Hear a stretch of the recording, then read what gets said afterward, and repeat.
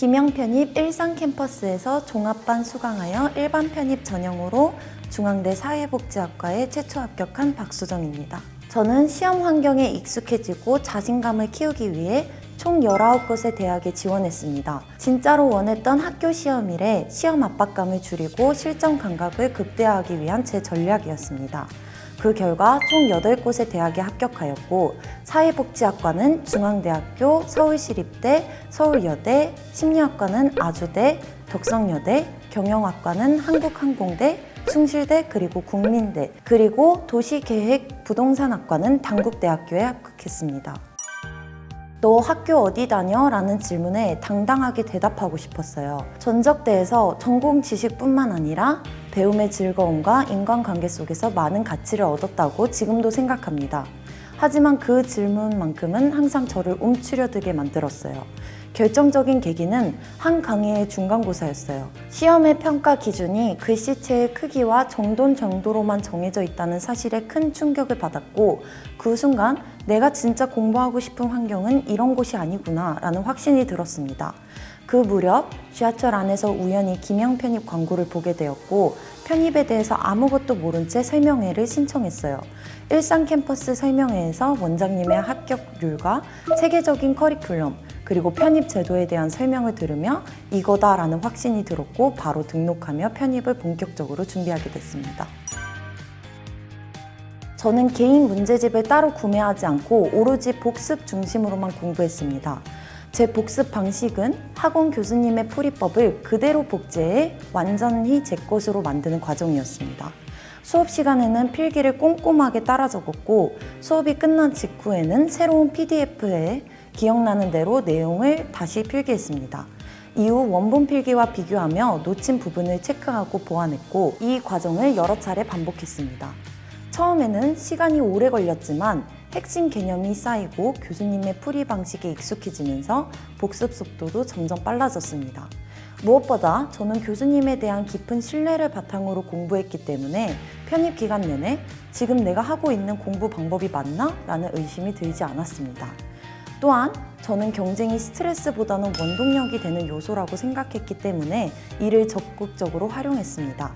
모의고사 성적 순위표가 학원 벽면에 게시될 때마다 저는 항상 상위권에 있는 한 친구를 제 안에 비공식 라이벌로 정해 혼자 경쟁했어요.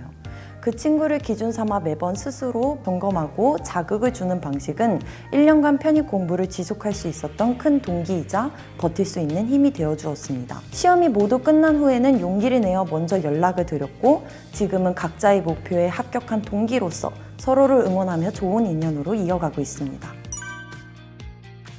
상반기에는 문법에 가장 큰 비중을 두고 공부했습니다.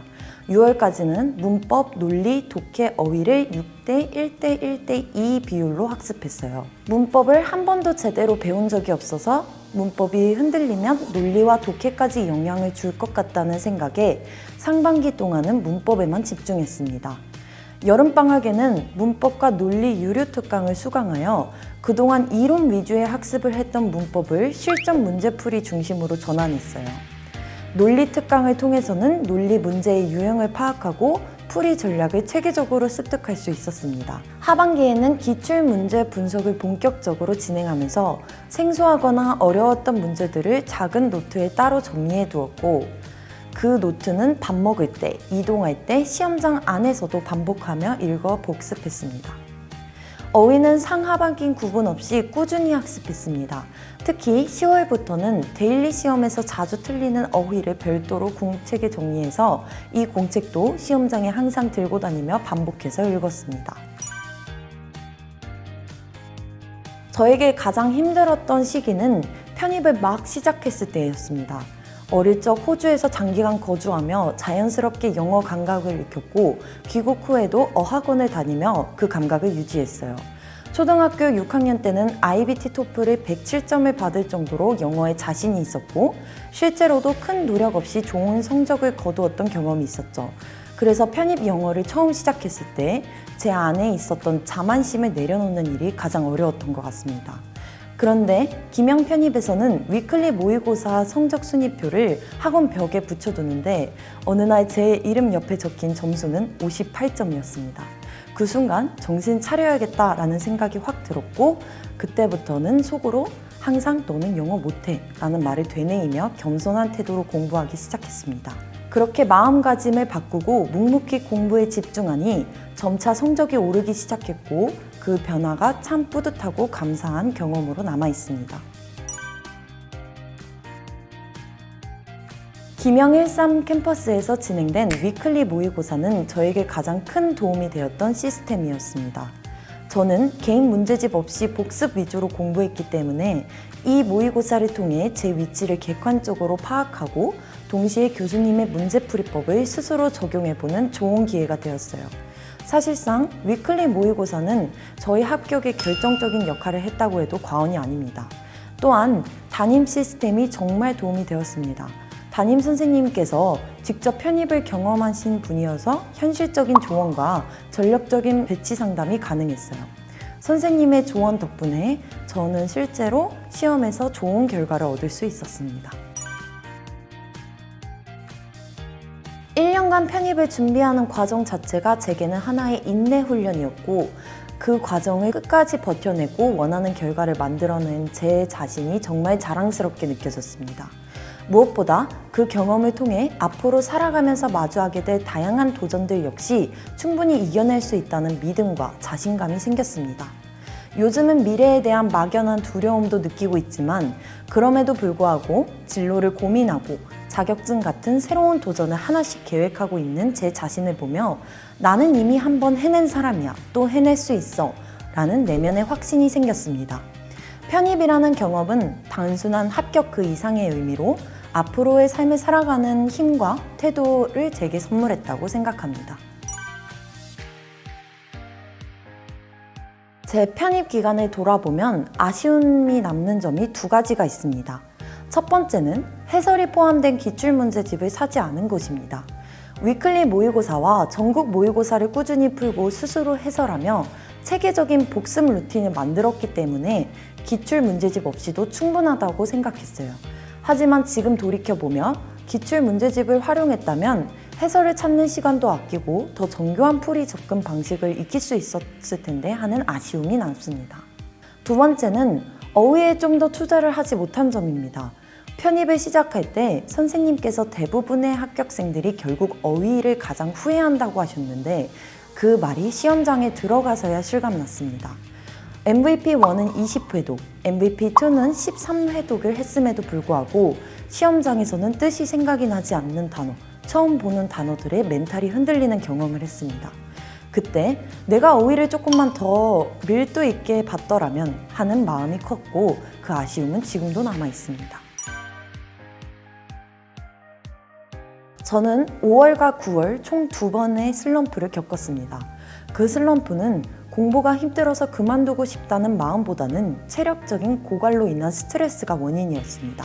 그때 저는 과감하게 5일 동안 공부를 완전히 내려놓고 휴식을 선택했습니다.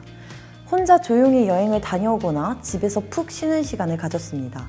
사실 저는 친구들과 만나면 너무 잘 노는 성격이라 혹시 다시 공부로 돌아가지 못할까봐 일부러 혼자만의 시간을 보내며 재충전하였습니다. 그렇게 약 10일간 공부에서 완전히 벗어나 있었지만 그 시간을 후회하지는 않습니다. 오히려 덕분에 몸도 마음도 빠르게 회복할 수 있었고 다시 책상 앞에 앉았을 땐 훨씬 더 집중력 있게 몰입할 수 있었습니다. 저에게 이 휴식이 슬럼프 극복의 가장 효과적인 방법이었습니다.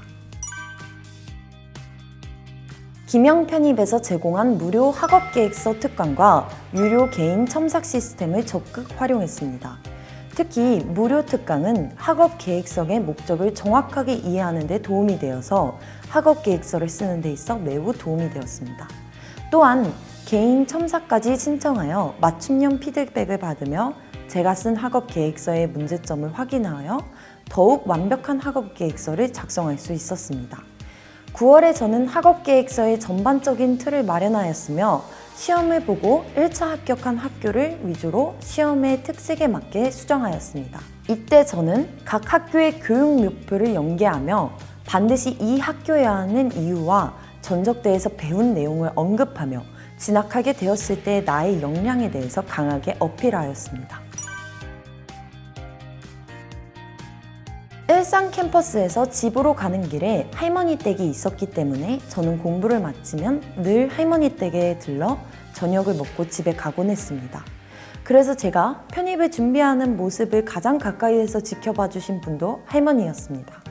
그만큼 제 합격 소식을 가장 먼저 전해드렸고 할머니께서도 정말 기뻐해 주셨습니다.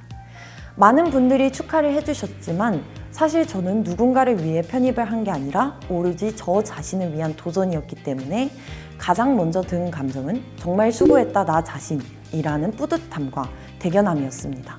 그날은 특별히 주변 반응에 일희일비하지 않고 그저 이제 정말 끝났다는 홀가분한 마음으로 그동안 연락을 못했던 친구들에게 나 이제 놀 수 있어 하며 연락을 돌리며 정말 즐겁게 놀았던 기억이 납니다.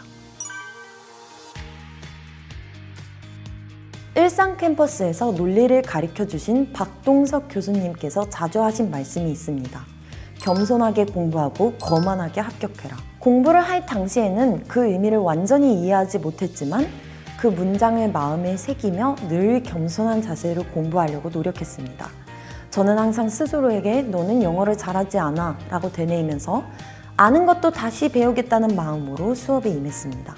그런 태도 덕분인지 어느 날 교수님께서 저의 성실함을 기억해 주셨고 개인적으로 단어장을 챙겨주시는 등 뜻밖의 격려를 받기도 했습니다. 저는 편입을 통해 확실히 느꼈습니다. 배움 앞에서의 거만함은 독이 되고 겸손은 성장의 열쇠가 된다는 것을. 편입을 준비하는 많은 분들도 끝까지 겸손하게 배우며 자신만의 길을 만들어 가시길 진심으로 응원합니다.